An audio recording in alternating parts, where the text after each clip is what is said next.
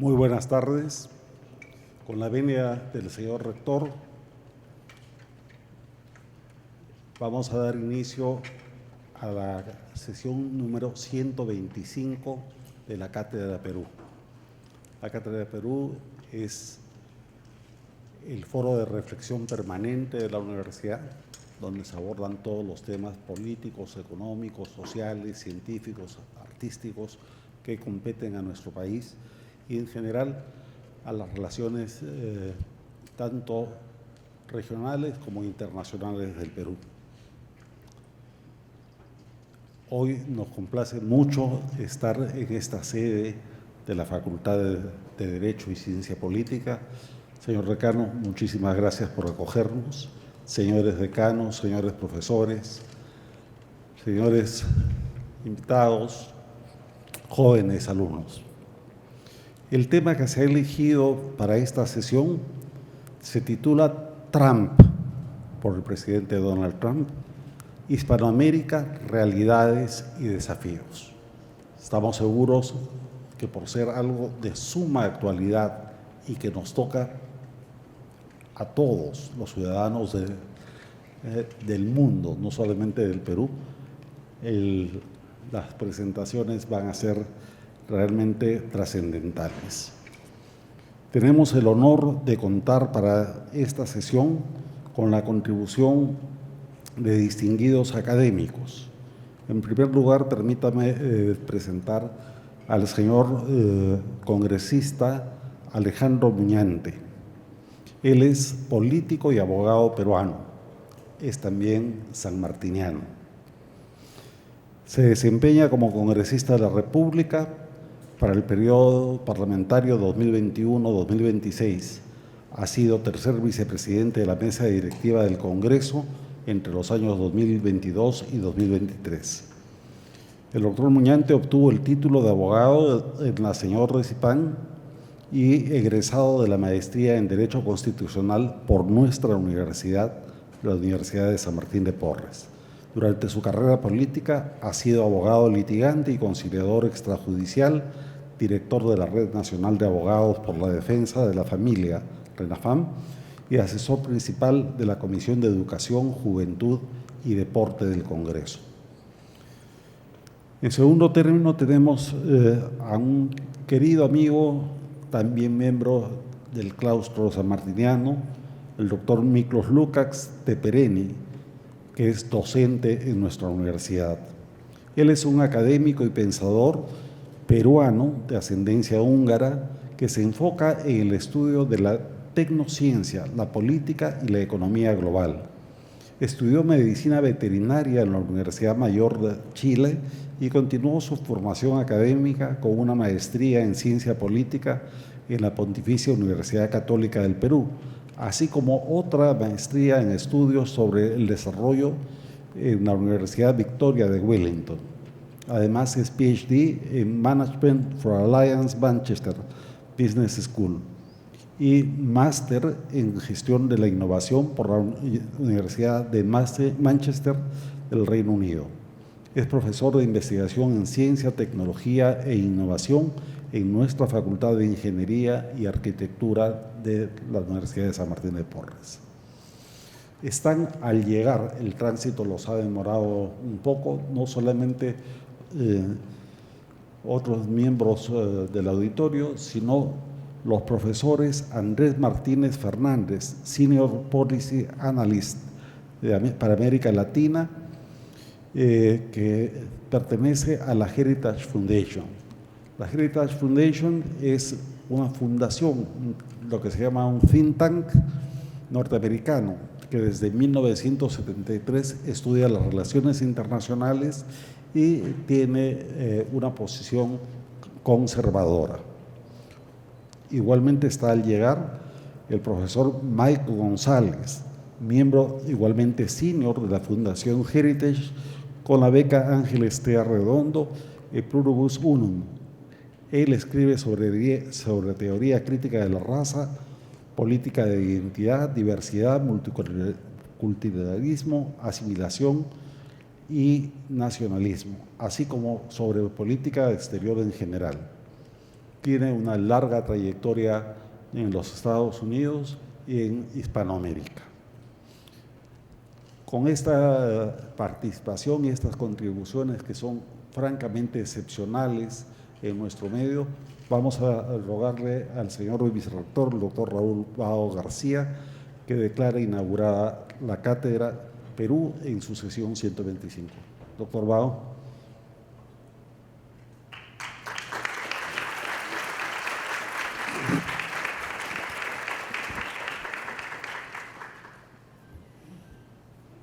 Muchas gracias, doctor Hugo Guerra, director ejecutivo de la Cátedra Perú. Muy buenas tardes a todos ustedes por su presencia en esta importante sesión de Cátedra Perú.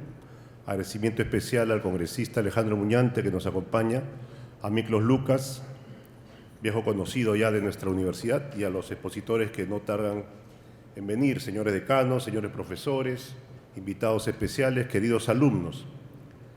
De acuerdo al análisis de todos los más prestigiosos especialistas mundiales, la elección del republicano Donald Trump como 47º presidente de los Estados Unidos de Norteamérica representa mucho más que una simple alternancia en el poder.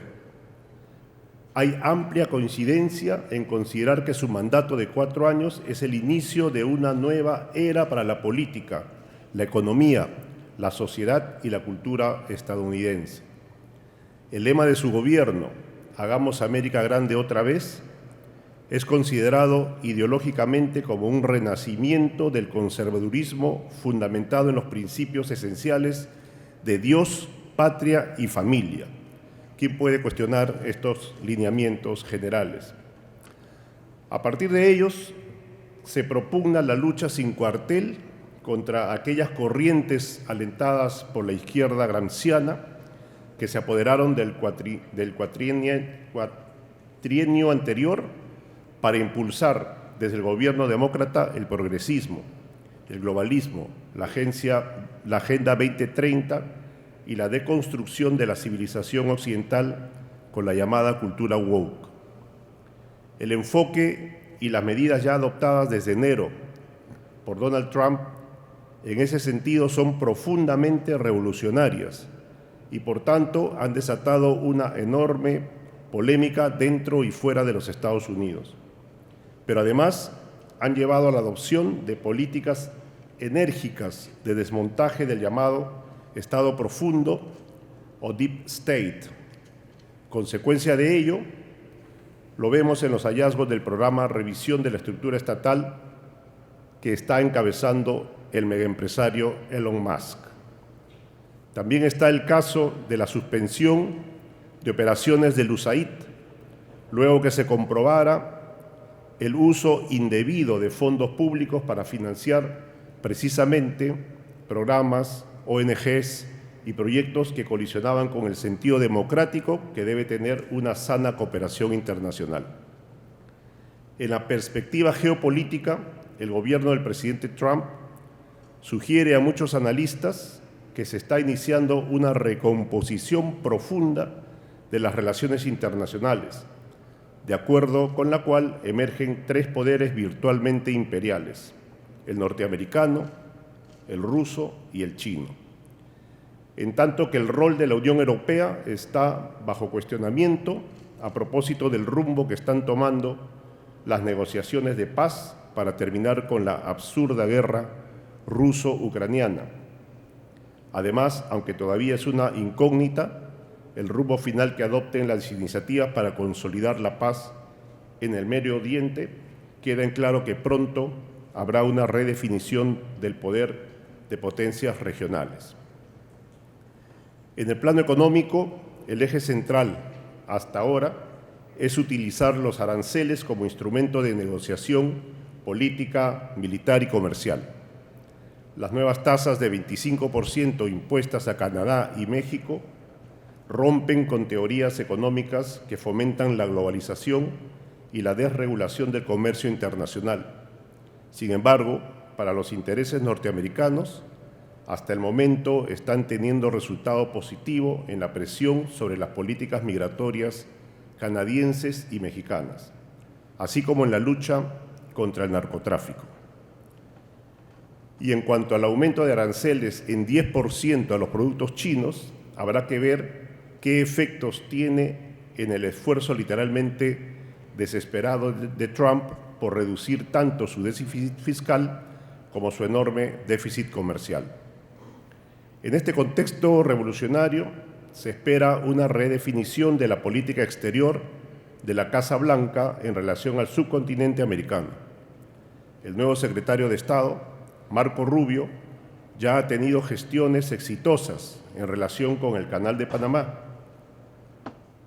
Igualmente ha quedado en claro que al declararse como terroristas a los carteles de la droga, tropas norteamericanas podrán intervenir inclusive en territorio mexicano, y se ha allanado la postura inicial de oposición radical a las deportaciones de ilegales hacia Colombia y Venezuela. Sin embargo, hay mucha expectativa sobre cómo impactará integralmente el gobierno de Donald Trump en el hemisferio. Y por eso hoy hemos convocado a esta 125ª sesión académica de Cátedra Perú, nuestro foro de debate permanente, para intercambiar enfoques en torno a Trump e Hispanoamérica, realidades y desafíos. A tal efecto, y como ya lo mencionó el doctor Hugo Guerra, hemos reunido a un panel extraordinario, en el cual, como ya ha sido anunciado, participan como ponentes los distinguidos intelectuales Miklos Lucas, profesor de nuestra universidad, Andrés Martínez Fernández, Senior Policy Analyst de Latin America, Allison Center for National Security, Mike González, miembro senior del Angeles Times, y el congresista Alejandro Muñante, que además es graduado de nuestra universidad. A todos ellos vaya nuestra gratitud por su contribución. Gracias asimismo a todos ustedes por su asistencia en esta Cátedra Perú. Sin más preámbulo, declaro inaugurada la sesión de Cátedra Perú. Muchas gracias.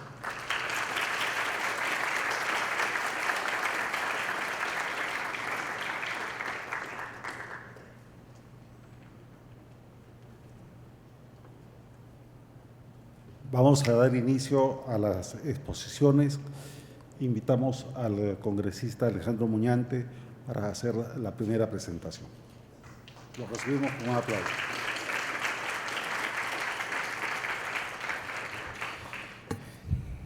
Bien, muy buenas noches a la distinguida mesa de honor, a las autoridades educativas de la Universidad San Martín de Porres, a mi buen amigo Miklos Lucas y por supuesto también, como bien lo ha señalado el vicerrector, están en camino ya nuestros amigos de la Daguerreotypes Foundation, que el día de hoy van a estar aquí con ustedes también compartiendo un poco sobre la visión de Donald Trump y lo que ha traído como consecuencia la adopción de sus diferentes políticas. En este lugar me siento como en casa, como bien lo han señalado. Con la Universidad San Martín de Porres me une no solamente el haber compartido sus aulas en una maestría tan importante, creo yo la mejor de todas en cuanto a derecho constitucional, pero también me une otras actividades. Soy tunero distinguido, así que hemos llevado también la tuna de la Universidad San Martín de Porres al Congreso de la República y los hemos reconocido como corresponde. Así que estoy más que complacido de estar esta vez aquí en la Facultad de Derecho de la Universidad de San Martín de Porres. Muy bien, a ver, hablar de Donald Trump, definitivamente su propio nombre ya es centro de polémica, ¿no? Y en esta oportunidad lo que yo quiero hablar para que los otros especialistas desde sus diferentes ramas puedan comentar el mismo tema, yo me quiero enfocar en las políticas sociales que ha impulsado el presidente Donald Trump, específicamente aquellas que han tenido que ver con volver al sentido común. Y efectivamente, ¿no? Por ejemplo, el solo hecho de que Donald Trump en su mensaje, ¿no?, de investidura haya dicho que para los Estados Unidos solamente va a existir hombre y mujer, de por sí eso ya es polémico. ¿Pero por qué es polémico? qué causa tanta impresión? ¿Por qué la gente habla de eso como que si no fuese lo normal, lo lógico, lo razonable, ¿no? Es que hoy en día, en un mundo de posverdad, 2 más 2 ya no es 4. El pasto ya no es verde y los chanchos vuelan, ¿no?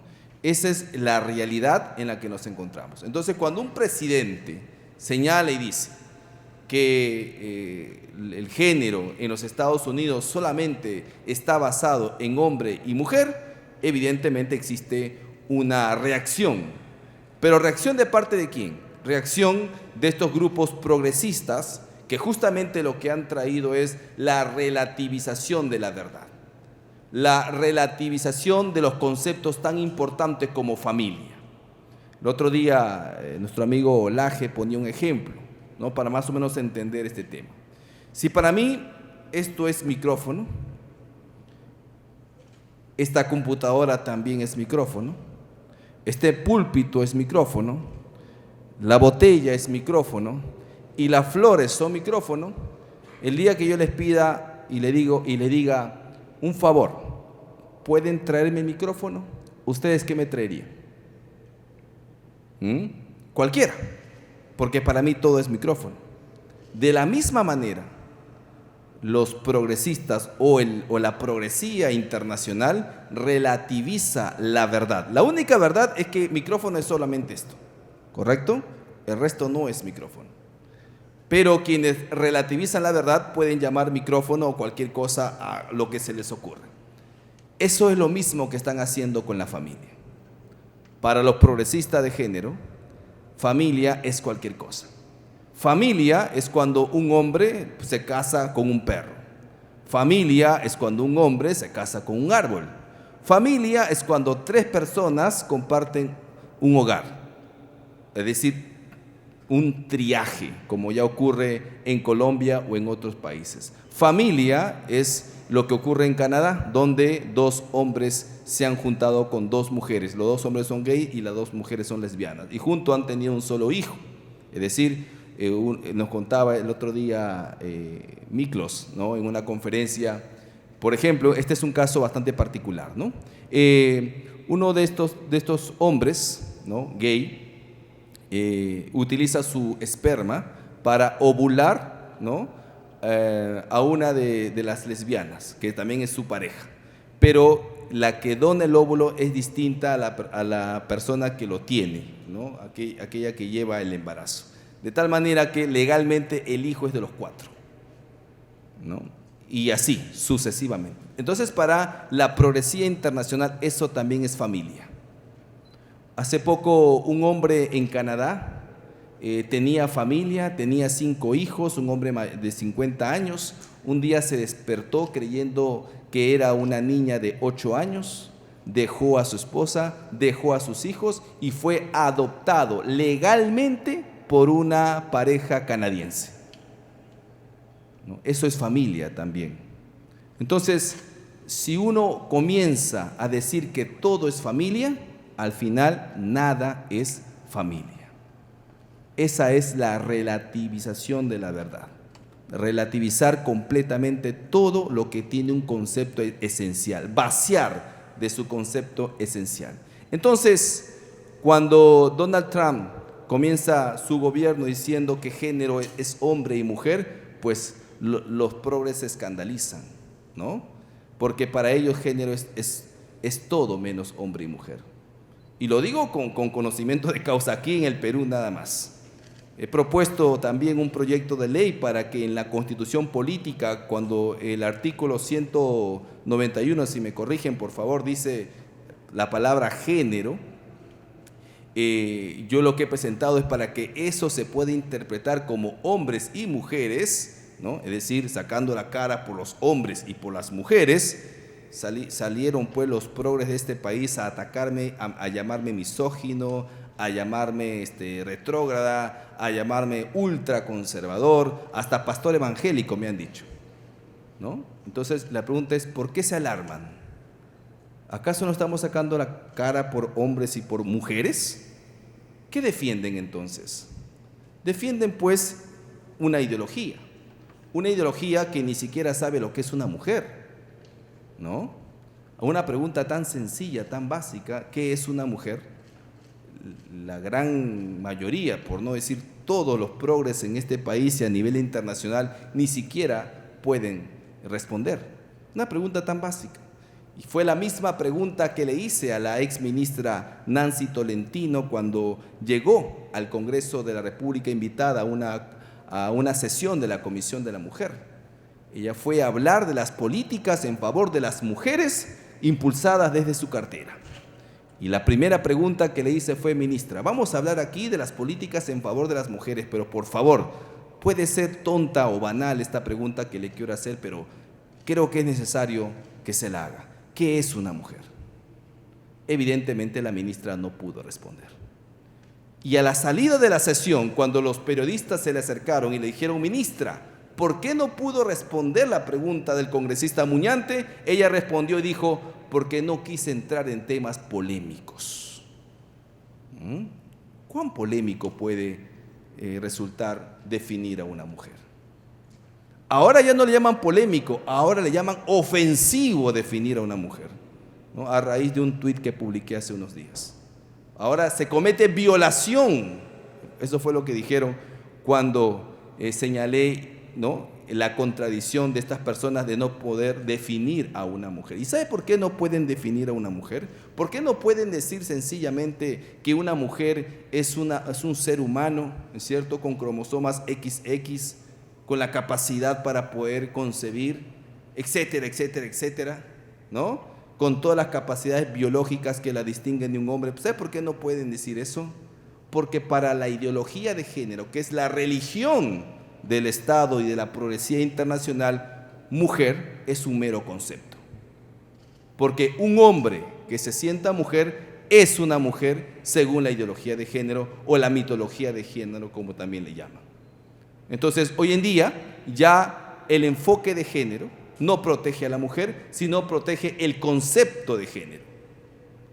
Un concepto completamente maleable, un concepto que se adapta según la percepción y la autopercepción de las personas, y por esa razón es que cuando usted ve, por ejemplo, que las políticas de género que se han adoptado en nuestro país desde el año 2012 con el famoso Plan Nacional de Igualdad de Género, hasta el día de hoy no ha dado ningún tipo de resultado. Es más, hubo una consultora, ¿no?, Mariana de Lama, que justamente trabajó un diagnóstico de los avances de la política de enfoque de género en nuestro país. Y en el ítem reducción de la violencia, ¿sabe cuánto se redujo la violencia desde que se ha aplicado el enfoque de género en nuestro país? 0%. 0%. ¿Y cómo creen ustedes que las políticas con enfoque de género van a funcionar si para el género mujer dejó de ser un ser humano real, objetivo, para convertirse simplemente en un mero concepto? Evidentemente, una política ideologizada jamás va a dar resultados. Y las cifras lo demuestran. Por eso es que cuando Donald Trump hizo esto en los Estados Unidos, pues causó un revuelo enorme, porque se estaba volviendo al sentido común. Y es lo mismo que queremos hacer aquí en el país, volver al sentido común. Que la palabra género que está en nuestra Constitución signifique hombres y mujeres, porque todos nacemos hombres o mujeres, independientemente de la sexualidad que podamos desarrollar, de los gustos o preferencias que podamos desarrollar en la vida. Finalmente, eso está en la libertad de cada ser humano, por lo cual nadie los va a perseguir, nadie los va a sancionar. No somos pues un Estado islámico, ¿no?, donde, por cierto, no vemos a estos grupos progresistas hacer protestas, ¿no? Siempre los hacen aquí y vandalizando iglesias en el Perú y en varias partes de América Latina. No los vemos vandalizando mezquitas, ¿no es cierto? Obviamente, aquellas personas que pretenden imponernos sus ideologías, van a querer siempre menospreciar o simplemente calificarnos como, el insulto que se les ocurra. Primero, nos llamaron retrógradas. Como vieron que no les funcionaba, comenzaron a patologizarnos. Dijeron homofóbico. Como ya no era suficiente, dijeron transfóbico. Y ahora dicen homo-lesbo-transfóbico, ¿no? Y así sucesivamente van a seguir, acrecentando la palabra, ¿no? Pero como tampoco es suficiente, ahora lo que quieren hacer es sancionarnos como delincuentes. Por eso que después usted ve a la congresista Paredes, por ejemplo, ¿no? Presentando un proyecto de ley para sancionar los discursos de odio. Y la pregunta que les hago es, ¿quién define lo que es odio? ¿Ellos? ¿Nosotros? ¿Qué cosa es odio? Odio será decir, por ejemplo, que para mí los hombres tienen pene y las mujeres vagina. ¿Eso será odio? Que para mí el matrimonio es la unión entre un hombre y una mujer. ¿Eso será ya un discurso de odio? Pues sí, es un discurso de odio según la progresía internacional. Entonces, eso que estoy diciendo yo en estos momentos, y por lo cual agradezco a la universidad porque sabemos que aquí debe reinar siempre el espacio para la difusión de ideas, evidentemente no lo podría hacer en un claustro progresista, no lo podría hacer en una universidad donde ha levantado la religión del género, ¿no? Porque son los primeros que coartan y restringen la libertad de expresión. Entonces, quienes justamente buscan constantemente coartar la libertad de creer, pensar y hablar de los peruanos son los que hoy quieren definir lo que es odio y lo que es falso, lo que es verdadero o lo que es correcto. Entonces, en base a esa interpretación, hoy en día se está mandando a la cárcel a gente en otros países, no acá, gracias a Dios todavía no, pero en otros países ya se está enviando a la cárcel a quienes disienten de la ideología de género, por ejemplo. En Canadá existen casos donde les han quitado a los padres de familia la patria potestad por impedir que a sus hijos les enseñen ideología de género.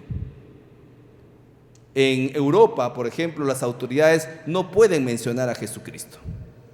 Aquí lo vimos en un mundial de fútbol, ¿no? Donde el jugador Neymar se puso una vincha con la palabra Jesús, ¿no? Y lo vetaron de la cadena internacional.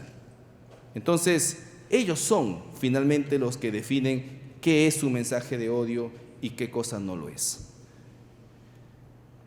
Por esa razón es que nosotros tenemos que continuar en esta lucha. Y Donald Trump, desde los Estados Unidos, está dando ese ejemplo. Ha definido que para los Estados Unidos género solamente significa hombre y mujer. Además, ha aprobado el retorno a la meritocracia, ¿no? Y ya no a la designación de alguien por cuestión de raza o género, que por cierto ha puntualizado en que su gobierno solo existe género, ¿no? Masculino y femenino.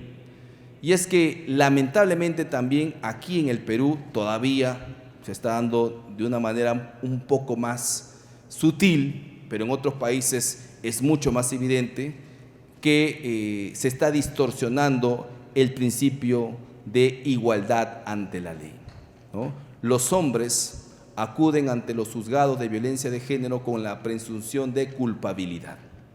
Para los hombres no existen estos protocolos de riesgo, ¿no?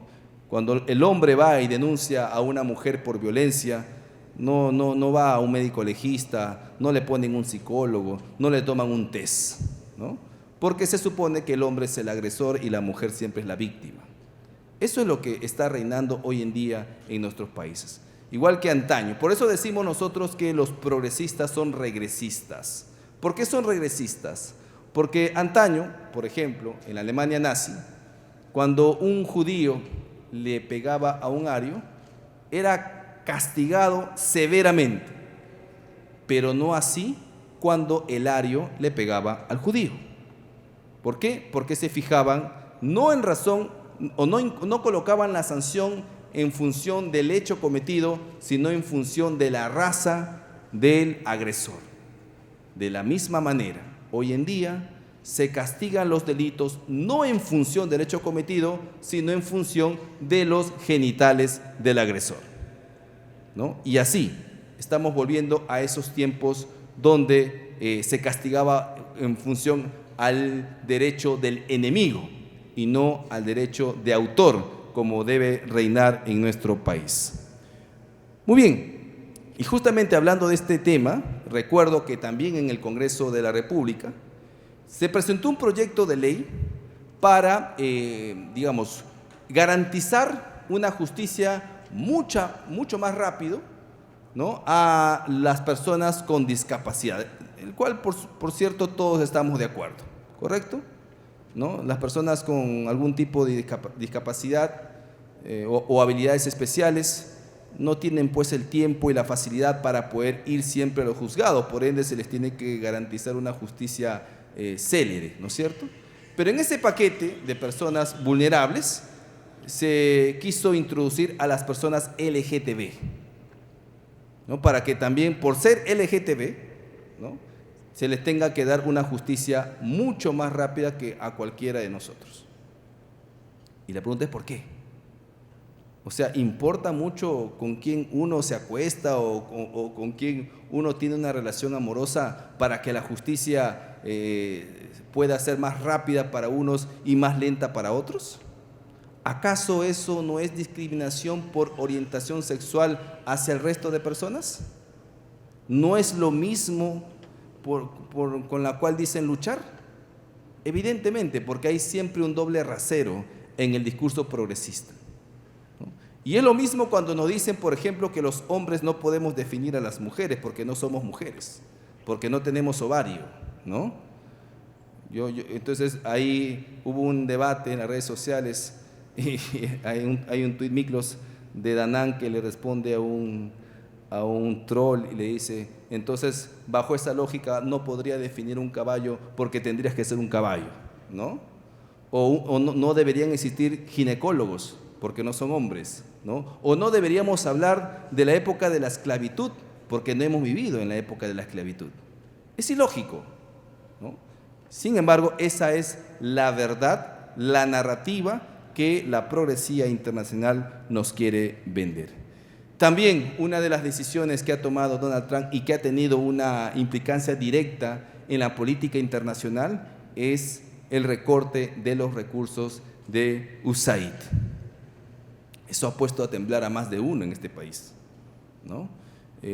Una organización internacional que se dedica pues a financiar, o se dedicaba a financiar agendas internacionales a través de ONGs. ONGs que recibían dinero de los contribuyentes estadounidenses para hablar en contra de los Estados Unidos. Así operaba USAID, ¿no? Y por supuesto también para fomentar agendas políticas ideológicas en contra de la estabilidad democrática de los países. Yo sé que aquí hay libertad de expresión, ¿no? Por ejemplo, hay una ONG muy famosa, IDL, en nuestro país, ¿no?, que recibió más de $70,000 para fomentar la democracia. ¿Cómo podría estos amigos fomentar la democracia?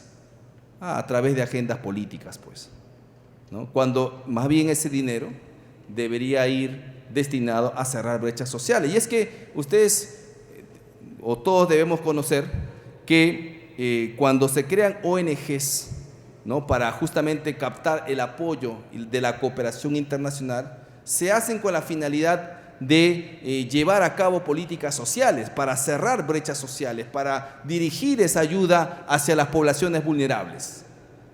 Pero cuando vemos, por ejemplo, una organización como Manuela Ramos, que recibió en el año 2009 más de $1 millón de USAID y que más del 80% de ese dinero se fue en el gasto de planillas, pues uno se indigna.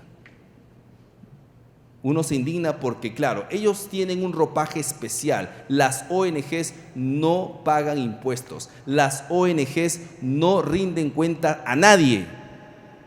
Y entonces, con esa libertad, simplemente lo que hacen es hacer una agenda política, distorsionar los fondos para fomentar una agenda política, y evidentemente eso no lo podemos permitir. Gracias a Dios que Donald Trump ha cerrado el caño de USAID.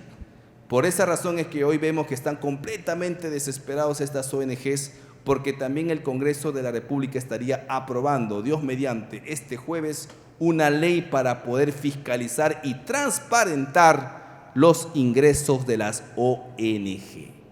Aquí todo el mundo tiene que aplicar transparencia. Si usted abre un negocio, correcto, usted paga impuestos desde el primer día. Si usted abre una organización, usted tiene que informar a qué se dedica su organización, tiene que registrarlo en los registros públicos, tiene que pagar impuestos, etcétera, etcétera, etcétera. La pregunta es, ¿por qué las ONGs no deben hacer lo mismo? ¿Acaso existen islas en nuestro país en las cuales las leyes no se les tiene que aplicar? Por supuesto que sí. No estamos buscando eliminar las ONGs, estamos buscando simplemente que rindan cuentas de los ingresos que reciben.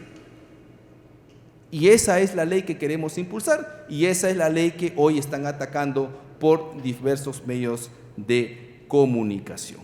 Muy bien, esto ha sido un repaso bastante rápido de lo que en Estados Unidos se está haciendo a través de la toma de decisiones, creo yo, bastante importantes, y que hemos sabido replicar también en el Congreso de la República. Volver al sentido común, defender a la vida, la familia y la libertad, como realmente tiene que ser defendida. Muchísimas gracias.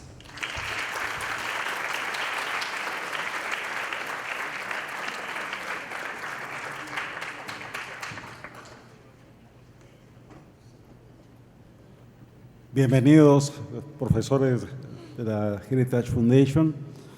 Muchas gracias por acompañarnos. Muchas gracias por la presentación del doctor y congresista Alejandro Muñante. Ahora toca el turno de hacer su presentación al doctor Miklos Lukács, a quien recibimos con un aplauso.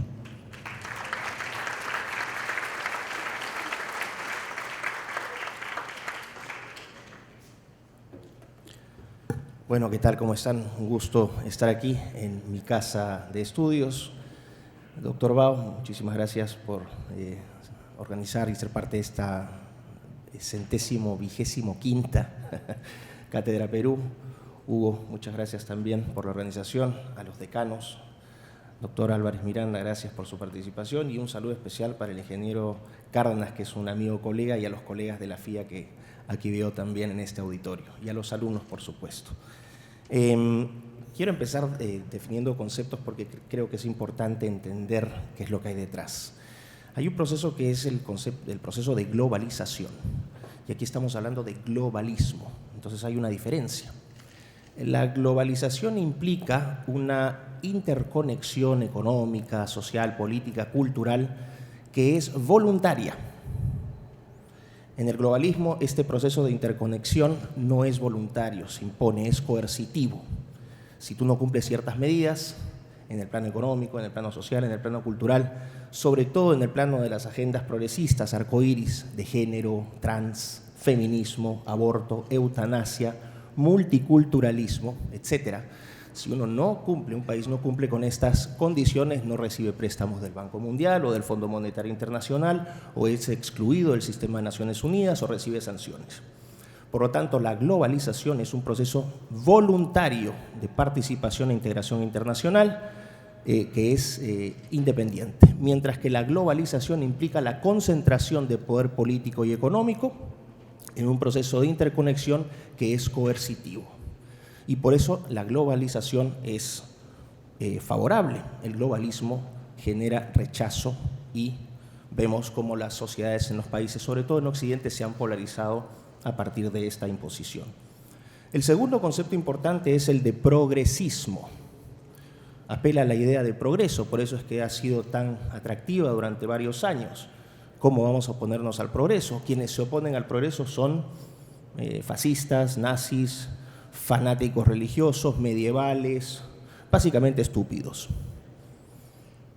Pero el progresismo en realidad es una ideología, es quizás la primera gran ideología que no se genera en Europa, que se genera a fines del siglo XIX en los Estados Unidos. En respuesta a la concentración de poder económico y por consecuencia de poder político de un grupo de millonarios, entre los que se incluían, ¿cómo se llama? David Rockefeller, no, John Rockefeller, estaba Cornelius Vanderbilt, Andrew Carnegie, ¿no? Todos estos personajes que eran dueños de los ferrocarriles, de la industria de acero, del petróleo, y que a partir de ese poder económico podían hacer lobby o cabildeo a nivel de gobiernos locales y controlaban las decisiones políticas en los Estados Unidos. Algo muy similar a lo que ocurre ahora con los metacapitalistas del sector tecnológico y del sector financiero. Entonces, esta respuesta a esta concentración de poder, a lo que ellos llamaban los robber barons o los varones ladrones. Surge un movimiento de raíces en el plano social, desde el derecho, desde el campo de la educación, y básicamente buscan combatir las desigualdades económicas y sociales utilizando como medios de transformación principalmente la ciencia y la tecnología. Durante la Primera y Segunda Guerra Mundial, el progresismo pierde fuerza porque era un fenómeno más o menos localizado en los Estados Unidos. En la segunda mitad del siglo XX vemos la pugna entre izquierdas y derechas, marxismo, especialmente contra el liberalismo y el conservadurismo. En los 90 el conservadurismo pierde fuerza, por lo menos en nuestra región, y en estos últimos años hemos visto cómo el conservadurismo vuelve a surgir, ¿no?, en esta pelea ideológica que antes era protagonizada por marxistas y liberales libertarios. En su definición principal, el progresismo entonces es esta idea, la idea central del progresista, de que el ser humano es un ser maleable, que es un ser modificable. En nombre del progreso podemos y debemos adaptarnos a los nuevos tiempos. El problema es que este progresismo no solamente se refiere a una redefinición conceptual, sino que lo lleva aún más allá, utilizando la tecnología y la ciencia para modificar de facto el cuerpo del ser humano. Entonces, por ejemplo, cuando hablamos de un hombre trans, se redefinió el concepto de hombre. Ahora una mujer que se cree hombre es hombre, no lo es. Y a través de una cirugía grotesca que se llama faloplastía, le van a sacar un pedazo de cuádriceps o le van a moler todo el antebrazo para hacer este pionono de carne, que no es un pene, es una expresión, una imitación barata de pene, al cual le van a ingresar un catéter conectado a la vejiga y un tubito paralelo con un inflador externo para hacer la mímica de que estamos ante un hombre. El problema es que entre el 50 y 60% de las personas que se someten a estas criminales cirugías carnicerías terminan cometiendo suicidio. Así que no estamos hablando solamente de una ideología, un conjunto de ideas. El progresismo ha sido nefasto para las sociedades. Y lamentablemente han penetrado mucho en las universidades, sobre todo apelando a la buena voluntad de los jóvenes que quieren cambiar el mundo, quieren modificarlo, quieren ser en buena medida, ¿no?, revolucionarios, quieren dejar su marca en este mundo. Y se apela a estas ideas que son pseudocientíficas bajo este ropaje de sofisticación. El que es progre ahora es sofisticado, es un pensador del siglo XXI, ¿no? No te quedes en el pasado, quédate en el lado correcto de la historia. Eso es lo que nos han dicho, cuando en realidad están haciendo el ridículo con ideas que se refutan mediante la realidad autoevidente, ¿no?, que cualquier niño de 5 años puede comprobar, la diferencia entre un hombre y una mujer, entre otras cosas.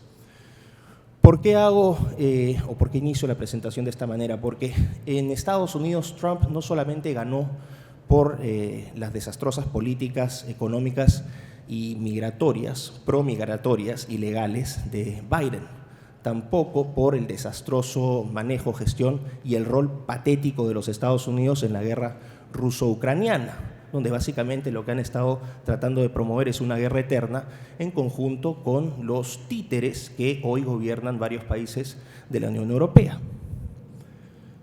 Contra eso reclamaron los estadounidenses, pero también y fundamentalmente reclamaron contra estas políticas que en Estados Unidos se conocen como políticas woke o wokeism, ¿no?, que son políticas que buscan redefinir y reconfigurar al ser humano. Y entre las más de 80 órdenes ejecutivas que ha emitido Trump desde el 20 de enero de este año, cuando asume la presidencia, muchas de ellas se orientan a ese sentido. Alejandro ya ha señalado, género es solamente hombre y mujer. Perdón, a ver, ¿qué cosa tan científica y tan difícil de entender es esto? Somos hombre y mujer. Fíjense incluso, uno no puede ir a un médico para que lo convierta mediante cirugía en un género fluido o en un no binario, ¿no? O un transgénero lesbo romántico o cualquier otra cosa que se te ocurra, porque el género básicamente es infinito, puede ser lo que se te ocurra, lo que te autopercibas y bueno, todo el mundo tiene que reconocer por ley que tu trastorno mental es una realidad. Los norteamericanos votaron por eso, para evitar que hombres sean mujeres, mujeres sean hombres, porque finalmente lo que se hace es redefinir este concepto. Votaron entonces por esto y Trump les dio no solamente dos géneros en los Estados Unidos, se prohíbe la participación de trans en el ejército de los Estados Unidos, cosa que es una medida de sentido común. Las personas trans no son personas emocionalmente estables, tienen que inyectarse hormonas cada 90 días, sufren de dolores de cabeza, no pueden concentrarse muy fuertemente durante más de 20 minutos. Hay una serie de problemas. No solamente eso, prohibieron el adoctrinamiento de género en las escuelas. Fantástico. Con toda esta, literalmente, y me van a disculpar la palabra, esta basura que le llaman educación sexual integral, que en realidad no es otra cosa que adoctrinamiento desde niños. Puede haber jóvenes aquí que se sorprendan, uy, qué duro está hablando este hombre, qué medieval. El tiempo los va a hacer madurar y la realidad y las consecuencias de estos desastres también los van a hacer madurar y podrán canalizar ese espíritu revolucionario en buscar la verdad, no combatirla ni negarla. Así que bueno, Trump entra con esto. ¿Por qué en Perú entonces y en Hispanoamérica esto ha sido tan positivo y por qué se ha recibido tan bien? Porque en esencia, guste o no, más allá de la propaganda mediática, más allá de programas que generan retardo mental como la encerrona y los programas de Curwen, el Perú es un país cristiano y conservador, guste o no. Y si no me creen, váyanse a la sierra y traten de presentar estas moditas trans en una comunidad aymara. Los invito a que hagan el experimento. Entonces, por eso es que en Hispanoamérica hemos recibido muy bien estas políticas y está bien que sea así, es una defensa de la verdad. Pero hay algo más. ¿Por qué Estados Unidos es importante? Es la primera economía del mundo. 29.000 billones de dólares de Producto Bruto Interno. China, la segunda, tiene 19.000. Rusia, la 11ª, tiene 2.200 billones. Y Perú, nosotros somos un país chiquitito, poquito más de 300.000 millones de dólares. Es decir, una sexta parte de lo que es, o séptima parte de lo que es Rusia, para poner las cosas en perspectiva. Ahora, Estados Unidos, ¿y qué implica Hispanoamérica para Estados Unidos? Nosotros somos una región relativamente importante, por no decir poco importante. Somos importantes para Estados Unidos porque somos proveedores de materia prima, principalmente.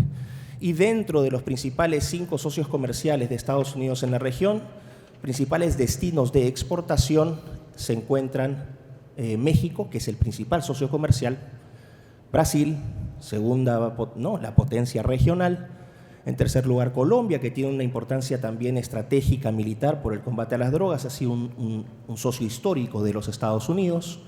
Tenemos a Chile en cuarto lugar y el Perú en quinto lugar. Fíjense por qué tenemos a países como Colombia, Chile y Perú, porque son países que tienen tratados de libre comercio con los Estados Unidos.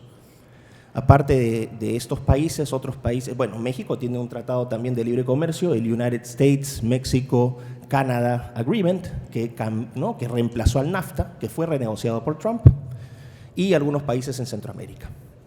Pero somos los países que más comerciamos. Ahora, una cosa es el comercio y otra cosa es la importancia geopolítica y estratégica para los Estados Unidos, principalmente en términos de defensa, en términos de seguridad interna, en términos migratorios y en términos de lucha contra las drogas. Mantienen su puesto México, Brasil y Colombia, pero ya no están ni Chile ni Perú.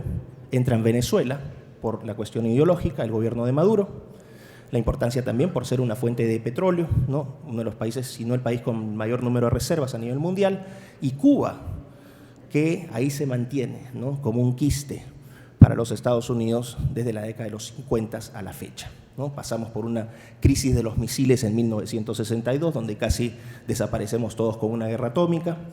Gracias a Dios no llegamos a eso, pero estos países son los más importantes. Esto es para que tengan el contexto internacional, y en conjunto Hispanoamérica constituye entre 20 y 25% del comercio de los Estados Unidos. De ese total, México se lleva entre 75 y 80% de participación. Así que en el caso de Perú, nosotros somos chiquititos. Sin embargo, no somos tan poco importantes, sí hay una importancia. ¿Y cómo se da esa importancia? No solamente porque exportamos a Estados Unidos metales importantes para ellos, plata, cobre, zinc, un poco de litio, sino también por esta reciente inauguración del puerto de Chancay. Chancay es un hub que China va a tener en el Pacífico Sur. Es el puerto más importante del Pacífico Sur y va a generar un dinamismo enorme en la economía de este país. También, para que vean que se está proyectando un crecimiento a futuro, nadie construye un aeropuerto con 3 veces o 4 veces la capacidad del actual por nada. Ahora, lo que no han hecho es ensanchar la Morales Duárez. Es decir, tenemos tremendos proyectos, pero no podemos ni siquiera llegar al aeropuerto, ¿no? Pero el punto es ese. China construye un importante puerto aquí, con 60% de capital chino, COSCO, que es una empresa china, 40% es Volcan, una empresa peruana. ¿Por qué es importante esto? Porque en este momento sí nos volvemos un actor geopolítico importante para los Estados Unidos. ¿Por qué? Porque China puede utilizar este puerto para efectos comerciales, pero también podría haber en algún momento un uso de carácter militar. Y en política diplomática, en la diplomacia, la contención siempre es importante, anticiparse a los hechos es importante y Estados Unidos está viendo esto con mucho interés. Sucede que acá hay que poner en consideración otro elemento. China en los últimos 20 años ha aumentado considerablemente el comercio internacional con nuestra región. Y si hace 20, 30 años Estados Unidos era el principal socio comercial de casi todos los países de la región, hoy en Sudamérica solo Colombia tiene a Estados Unidos como su principal socio comercial. El resto de países tiene a China, incluyéndonos, como su principal socio comercial. Paraguay y Ecuador, 50 y 50. Y Centroamérica, en el caso de Centroamérica, México y, bueno, les mencionaba Colombia, Estados Unidos sigue siendo el principal. Pero fíjense qué importante es esto.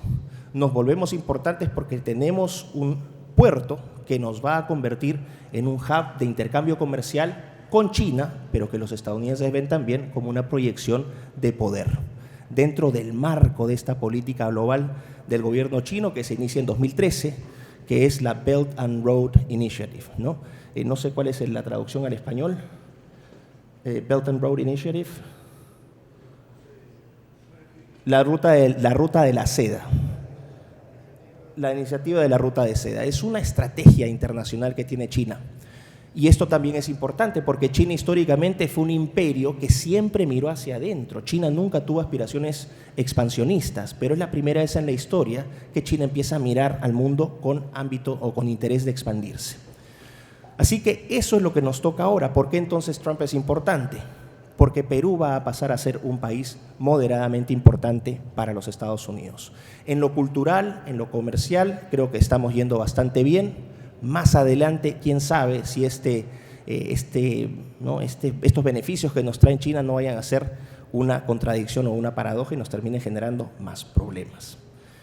Y finalmente, para cerrar, la gente tiende a encasillarse en ideologías. Entonces dicen, pero ¿cómo? Trump, un presidente conservador que busca el libre comercio, está cerrando fronteras e impone aranceles, a Canadá le ha clavado 25%, a México le ha clavado 25% en suspensión, todavía no entra en vigor esa medida. ¿Por qué? Porque están pidiéndoles que controlen la frontera.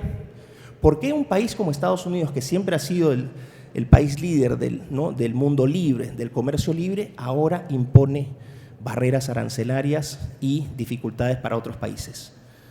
Simplemente porque, como lo dijo Alejo Muñante en la mañana, el presidente Trump es el presidente de los Estados Unidos, no es el presidente de Perú, ni el presidente de Brasil, ni el presidente de México, ni el presidente de Ucrania. Trump vela por los intereses de Estados Unidos y tiene un enfoque de relaciones internacionales que es realista. Trump entiende, a diferencia de los progresistas como Biden, que los países se mueven por intereses, no por amistad. Y eso lo tenemos que tener claro. Dejamos de vivir en un mundo de fantasía y Trump lo ha dejado muy claro. Entonces, en la medida en que nosotros alineemos los intereses del Perú o que ellos sientan que los intereses del Perú están alineados o no generan amenaza a los Estados Unidos, nos vamos a llevar muy bien con ellos. ¿Y por qué entonces nos vamos a llevar bien con ellos? No deberíamos ofendernos siempre que procedamos, ¿no?, dentro de un ámbito de globalización, si es que Estados Unidos, por ejemplo, decide cerrar fronteras y promover la industrialización. Ya este experimento se llevó a cabo a fines del siglo XVIII, después de la independencia de los Estados Unidos, cuando Thomas Jefferson y Alex Hamilton entraron en un conflicto por determinar qué modelo iba a seguir los Estados Unidos. Jefferson quería un modelo de libre comercio, Hamilton quería la industrialización. Venció Hamilton, los Estados Unidos se industrializaron, cerraron temporalmente sus fronteras y hoy son una gran potencia mundial. Creo que entonces, a lo que voy, y con esto voy cerrando, que veamos la política internacional con ojos realistas, que veamos la biología del ser humano con ojos realistas, que busquemos siempre ser rectos con la verdad, que entendamos que los países no son amigos, tienen intereses y que los seres humanos somos seres humanos y no constructos sociales. Muchísimas gracias.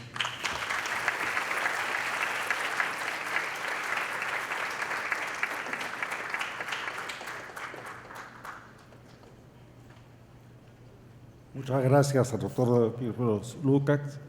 Es el turno, y lo recibimos igualmente con un aplauso, del profesor Andrés Martínez Fernández.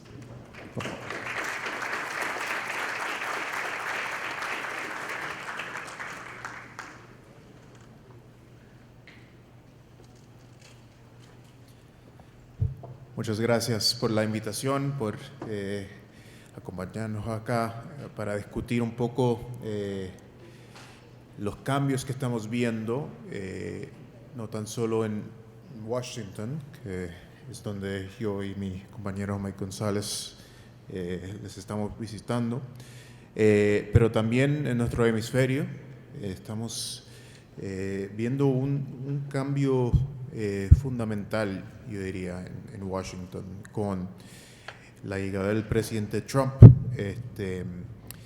y estamos viendo un equipo a través del secretario de Estado Marco Rubio y otros en su gabinete que han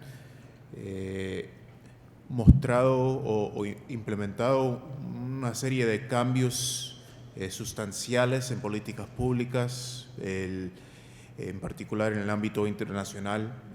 Han acabado con un gran parte de los programas de USAID, que es la entidad de cooperación internacional que tiene Estados Unidos y que por gran parte de los últimos años ha sido el eje central de nuestros vínculos regionales. Desafortunadamente eso se ha vuelto más y más, esa entidad y los programas, los ONGs que apoyan, se han vuelto algo bastante problemático y muchas veces en contra de los intereses de Estados Unidos. Y en realidad eso es la métrica que el gobierno de Trump y el secretario de Estado están utilizando cuando están revisando los programas, las iniciativas del gobierno de Estados Unidos.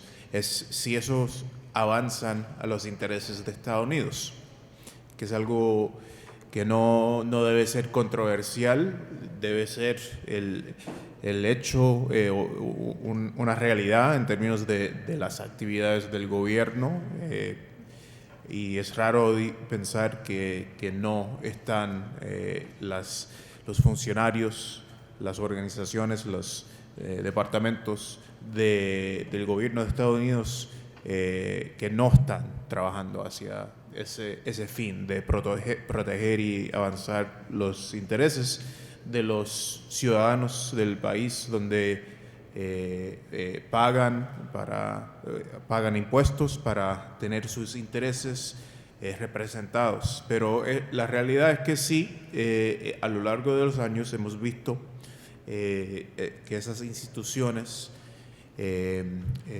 manejado por una especie de élite sin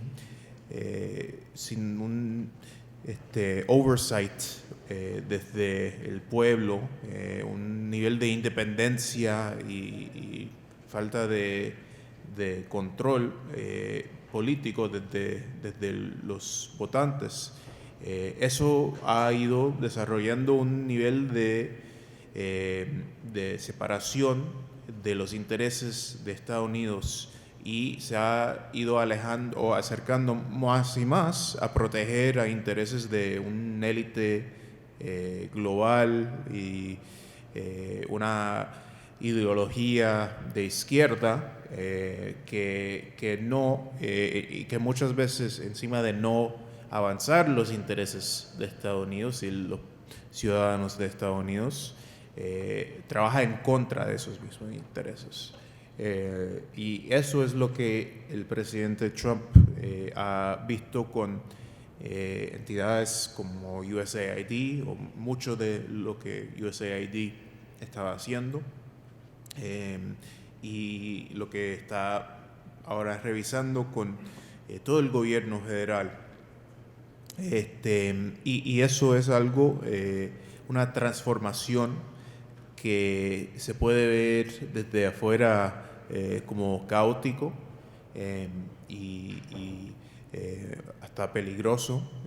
Genera muchos cambios en la realidad que ha sido el gobierno federal, pero a fin de cuentas es algo sumamente necesario para restaurar como fundamento de las acciones del gobierno, la política exterior del gobierno, los intereses de los ciudadanos de Estados Unidos.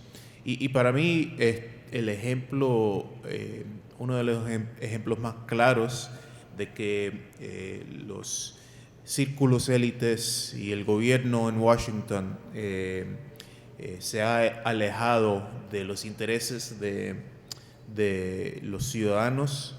En términos de política exterior no hay un ejemplo mayor de eso, de la falta de atención que se ha prestado a nuestro hemisferio, donde hay un efecto dramático sobre los ciudadanos de Estados Unidos, tanto en la economía, los vínculos económicos, la migración y la violencia y el narcotráfico, que están generando en este momento anualmente más de 100,000 muertos en Estados Unidos.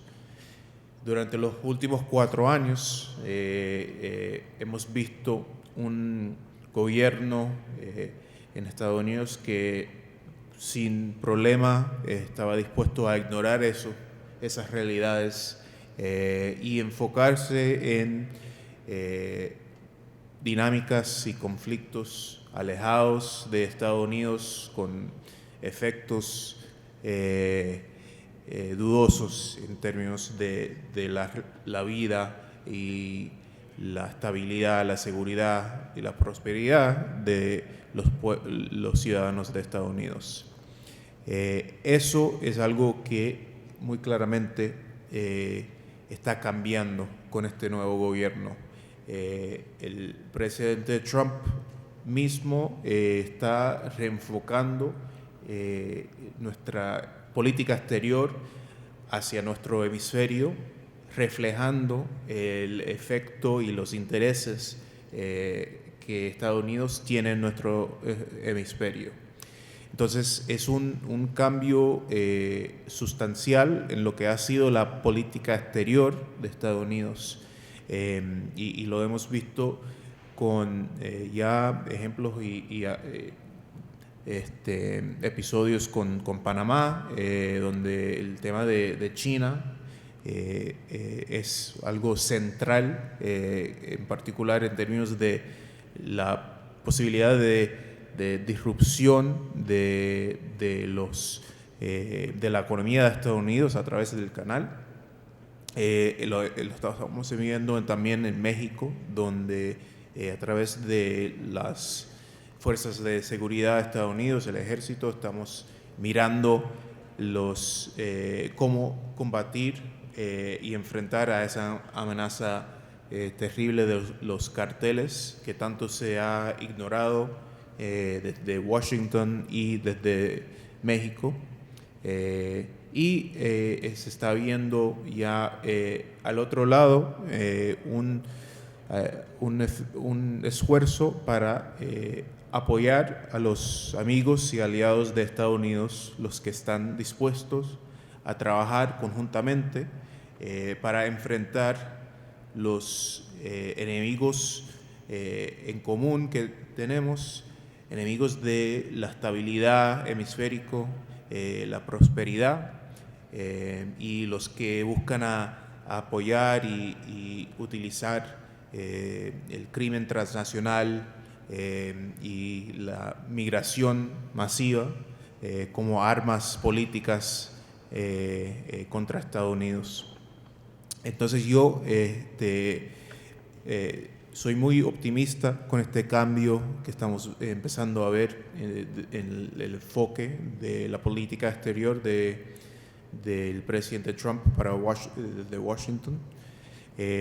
Y creo que el hecho que tenemos tantos intereses alineados con los países de nuestra región abre muchas oportunidades para Estados Unidos y para América Latina, para Perú, para trabajar conjuntamente para avanzar sustancialmente nuestro hemisferio hacia un nivel de prosperidad y estabilidad que no hemos logrado hasta el momento. Gran parte de eso va a ser también no tan solo el regreso del enfoque de Estados Unidos a nuestro hemisferio, eso va a ser gran parte de eso, pero también es que los países de América Latina busquen trabajar con el gobierno de Estados Unidos para lograr esta oportunidad tan histórica que estamos experimentando políticamente con esta mirada desde Washington, para que a lograr que esto sea aprovechado al máximo para avanzar nuestros intereses en común. Va a ser algo que en parte por la falta de atención que hemos tenido por tanto tiempo, el aumento a lo largo de los años de las amenazas y políticas peligrosas con respecto a China, con respecto al crimen transnacional, con respecto a actores como Venezuela y Cuba, que en parte de este reenfoque desde Washington a la región vamos a ver unos momentos un poco complicados donde toca enfrentar realidades difíciles que hay. Pero al fin de cuentas, yo soy optimista de que los cambios que vamos a ver, tanto desde Washington, en entidades como los que están manejando nuestra cooperación internacional y también en la región, van a generar una oportunidad y un progreso dramático en el futuro de nuestro hemisferio. Bueno, con eso les quiero dar muchas gracias por la invitación y por estar acá. Gracias.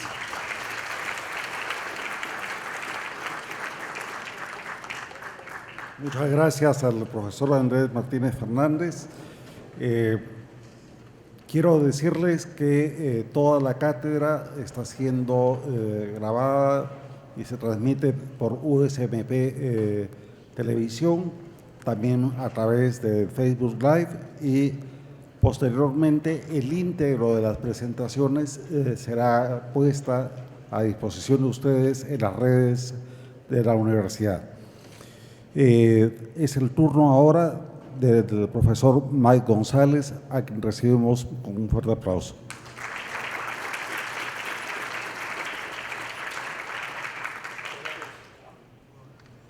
Y muchas gracias al congresista Muñante por habernos invitado.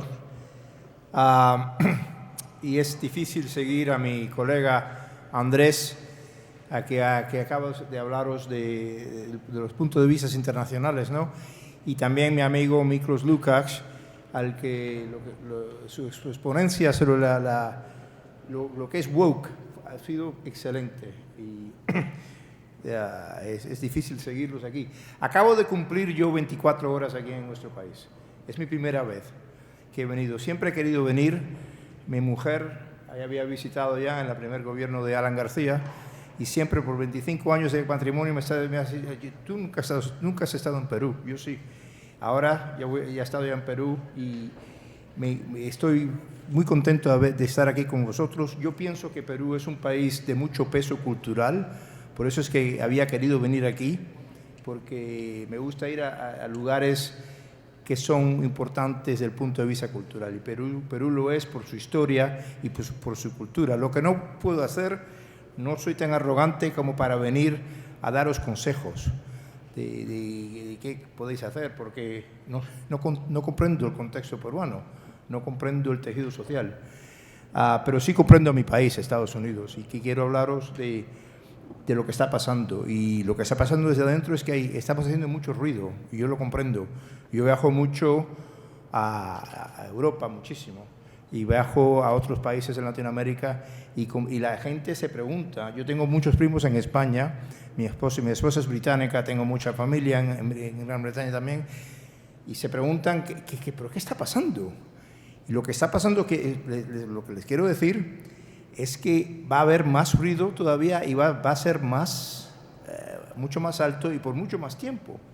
Porque lo que estamos viendo ahora no es un ruido vacío, es una verdadera batalla que tenemos en Estados Unidos. Yo propongo aquí que lo que vemos es la primera transferencia de poder verdaderas después del 1933, con la primera administración de Franklin Delano Roosevelt. Cuando FDR, como decimos en Estados Unidos, cuando Roosevelt entró en el 33, cambió todo. Él empezó una burocracia enorme con todas las agencias para administrar como había incrementado el poder del gobierno federal, ¿no? Y lo que estamos viendo ahora es Donald Trump tratando de quitar todo esto. Hemos visto muchos cambios de administraciones, hemos visto muchos cambios de presidente, muchos cambios del Congreso, pero lo que no hemos visto es cambio del balance del poder. En otras palabras, cuando Ronald Reagan, mi presidente favorito, logró derrotar a la Unión Soviética, logró ganar la Guerra Fría, pero no logró cambiar la burocracia permanente en la ciudad donde yo vivo. Bueno, yo vivo en un suburbio, pero es donde vivimos. Es el mismo Trump, en su primer gobierno, y él era una persona muy diferente de Barack Obama, no hubiera podido ser más diferente, pero en su primer gobierno, cuando asumió el cargo en 2017, después por 4 años el país, y él me apuntó a la 76 Commission, una comisión de 76. Yo he estado con él en la casa, en la oficina oval, pero no pudo cambiar, no supo cómo cambiar este balance de poderes, ¿no? Este problema que habíamos tenido, esta espiral progresista, donde habíamos estado ya 2 décadas, siguió siendo así. Los niños siguieron sufriendo, siendo mutilados de operaciones de cambio de sexo, como habló Miklos Lukács. Las niñas menores, algunas de 12 años, siguieron sufriendo mastectomías. Las universidades, los lugares de trabajo, siguieron utilizando la raza para tomar decisiones de contratación y decisiones de ascensos en función. Todo esto está acabando ahora. Por la primera vez, esto sí es un cambio de poder verdadero. Lo que están haciendo Trump y Elon Musk es un verdadero cambio de poder. Trump ha emitido 83 órdenes ejecutivas en menos de 50 días. Mañana creo que es el día 50 de su administración. Y esto lo que quiere decir que va a superar el récord de Franklin Roosevelt de 99 órdenes ejecutivas en sus primeros 100 días. Y lo que está haciendo no solo está cambiando el panorama regulatorio del país, está cambiando la cultura del país. Está tratando de hacerlo. Puede que falle. No creo que vaya a fallar y no quiero que falle. Y no estoy de acuerdo con todo lo que hace Trump. Pero sí estoy de acuerdo con lo que está haciendo domésticamente en este sentido. Estas 83 órdenes, muchas tienen que ver con la economía. Por ejemplo, una orden ejecutiva que se acaba de emitir este mes exige que los líderes de agencias y departamentos federales, eso es el gobierno, revisen todas las regulaciones para asegurarse de que sean coherentes con la ley. Imagínense ustedes. Por la primera vez se le está exigiendo a los agentes, a los líderes de departamentos y agencias que las regulaciones sean coherentes con la ley y que no impongan un alto costo a la economía.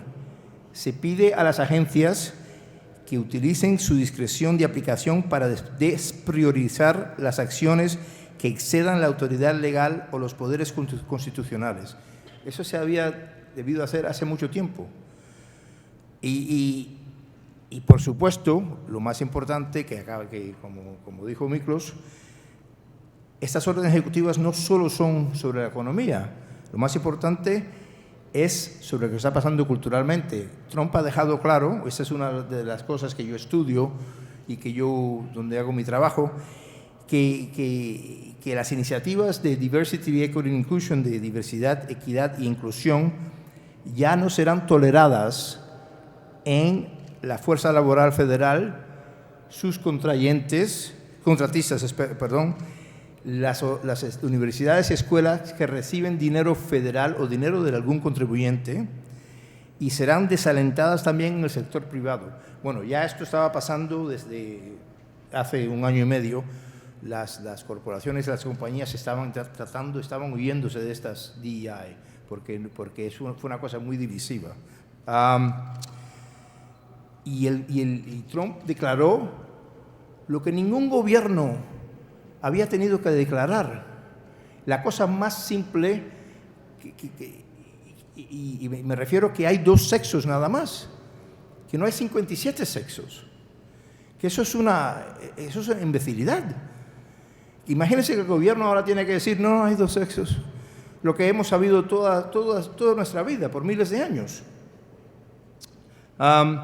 Mientras tanto, como han dicho muchos de los exponentes, una agencia entera, la Agencia de Desarrollo Internacional de Ayuda, USAID, ha sido destripada y miles de empleados federales han sido despedidos, mientras que 75.000 han aceptado ofertas de renuncia diferida. Ahora, esto que lo voy a traducir. La administración está despidiendo a los burócratas y actuará para controlar a los que permanezcan en la burocracia permanente. Entonces, el historiador Niall Ferguson, que es muy bueno, lo recomiendo, como dijo, lo que estamos viendo es una transformación nacional. Por eso hay tanto ruido. Como todas estas transformaciones, hay ganadores y perdedores. Para mí los ganadores son los americanos normales. Los perdedores son la gente con las cuales yo vivo, mis vecinos, el vecino de enfrente, los vecinos de al lado, que son los burócratas, los periodistas, todo el mundo que había pertenecido a este gobierno permanente y que pensaban que tenían un derecho divino a esta cosa permanente, y son riquísimos. Yo estaba en el Reino Unido hace 2 semanas y mi esposa me llamó y dijo, acabo de venir de un cóctel que acabo de asistir, y todo el mundo estaba llorando. Y yo le dije, y me dijo, ves que es bueno que no estuviste ahí porque te hubieran matado.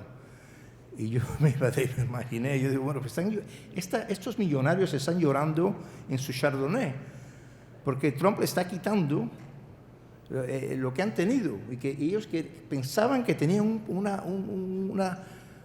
un derecho divino a hacer esto.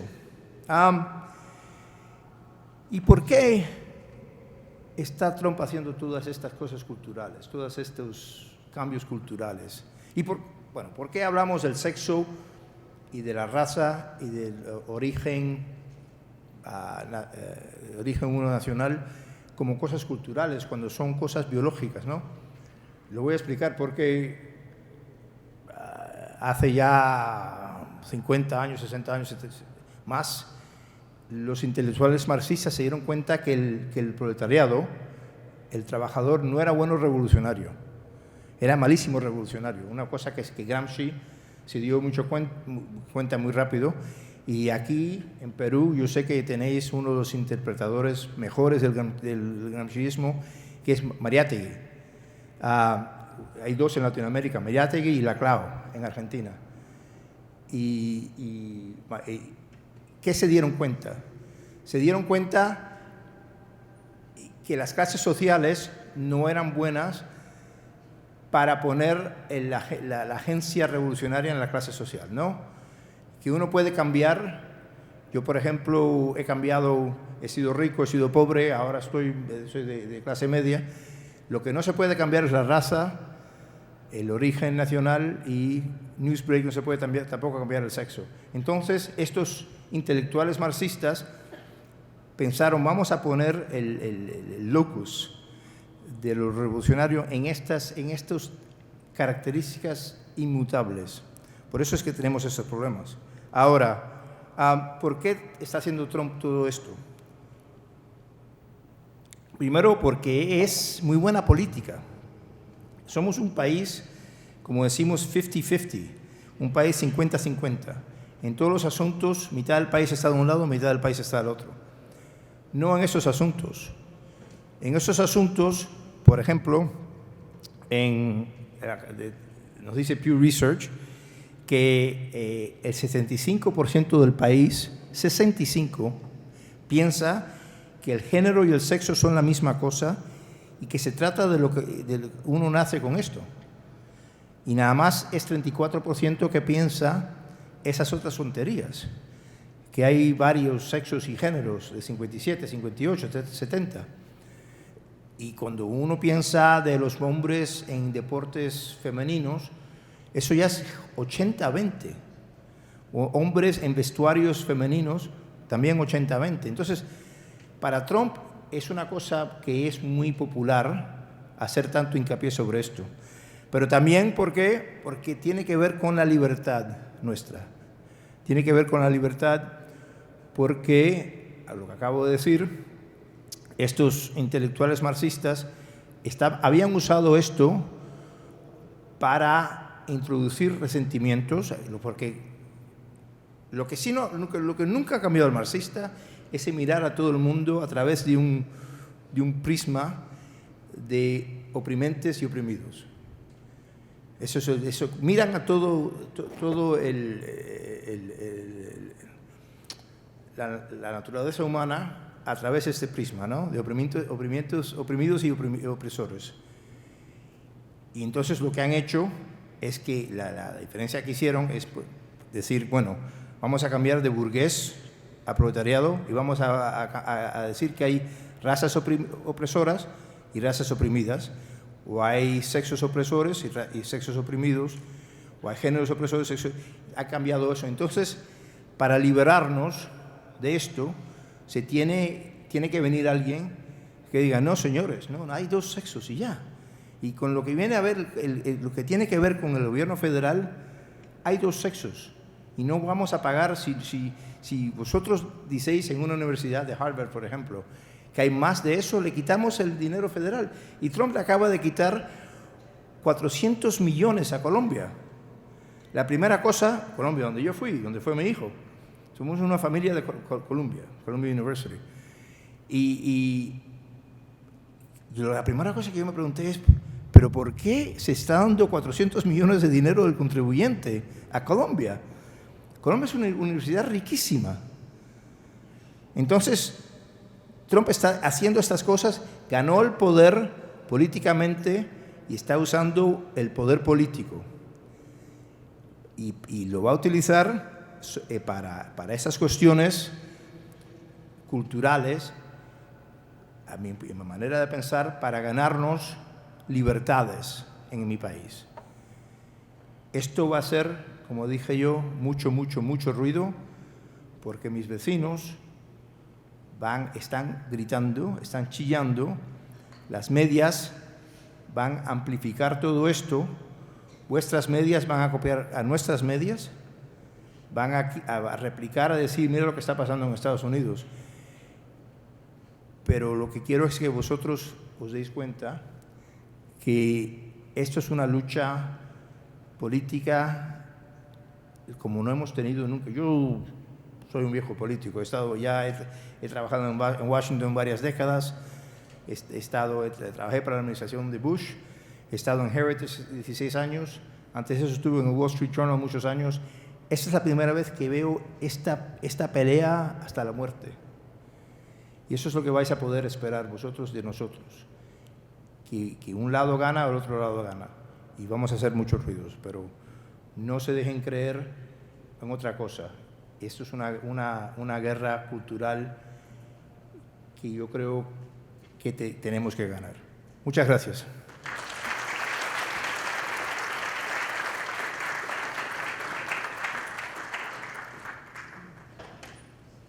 Muchas gracias al profesor Mario González. Lamentablemente, como todo tiene un término, llegamos al final de esta sesión 125 de la Cátedra Perú, que se ha visto honrada por los señores expositores, así como por su asistencia. Los invitamos a compartir un café y a seguir seguramente el debate. No se olviden de que toda la cátedra será transmitida por USMP Televisión y también el íntegro de las presentaciones estarán puestas a su disposición en la página web de Cátedra Perú y de la universidad. Muchísimas gracias por su asistencia.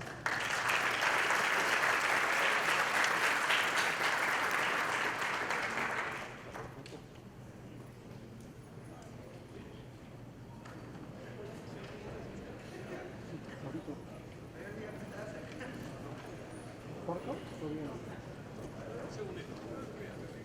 Ya, ¿no?